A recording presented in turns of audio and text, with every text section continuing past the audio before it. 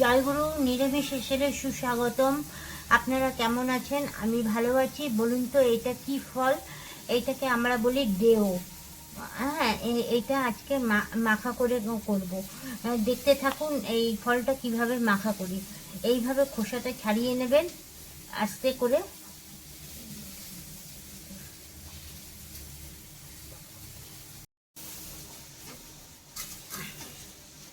আমার দেখুন ছাড়িয়ে নিয়েছি, কি সুন্দরভাবে ছাড়িয়ে নিয়েছি। এই একটুখানি আছে, এই দেখুন ছাড়িয়ে নিয়েছি। এবার আমি এটাকে মাখবো। তা প্রথমে একটু গন্ধরাজ লেবু, চিনি, বিট নুন, একটু কাসুন্দি দেবো, আর লঙ্কাটা কোথায় রাখবো?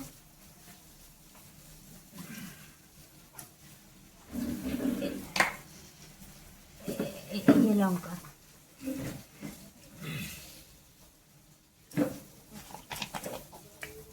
লঙ্কা আর নুনটা দিয়ে একটুখানি ঘষে নেব।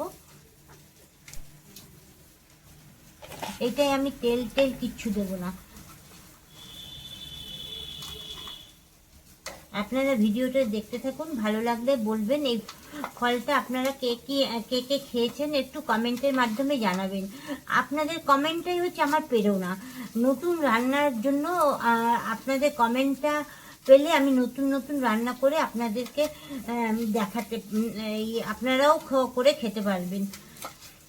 এই ফলটা আপনার দাদা কিনে নিয়ে এসছে। আমার শ্বশুরমশাই আগে আনতেন, বলে এই ফলটার দাম নাকি 70 টাকা চেয়েছে, সেটা হচ্ছে 50 টাকা দিয়ে নিয়ে এসছে। দেখেছেন এই ভিতরে যে ইয়েটা আছে শক্ত, এইটা ফেলে দেবেন।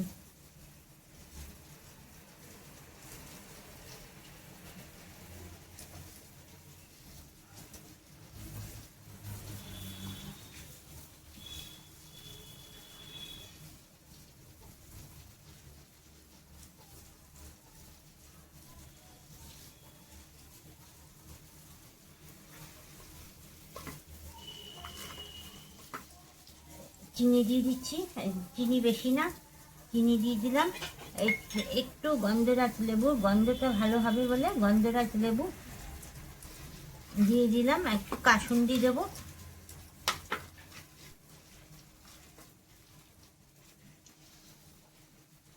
আপনারা গন্ধরাজ লেবু না থাকলেও একটু যে কোনো লেবু দেবেন, একটু টক হবে। এতে ফলটা একটু মিষ্টি ধরনের। জিভের থেকে জল বেরিয়ে যাচ্ছে, বুঝলেন তো, সেই জন্য কথা আটকে যাচ্ছে। একটু কাসুন্দি দিয়ে দিচ্ছি।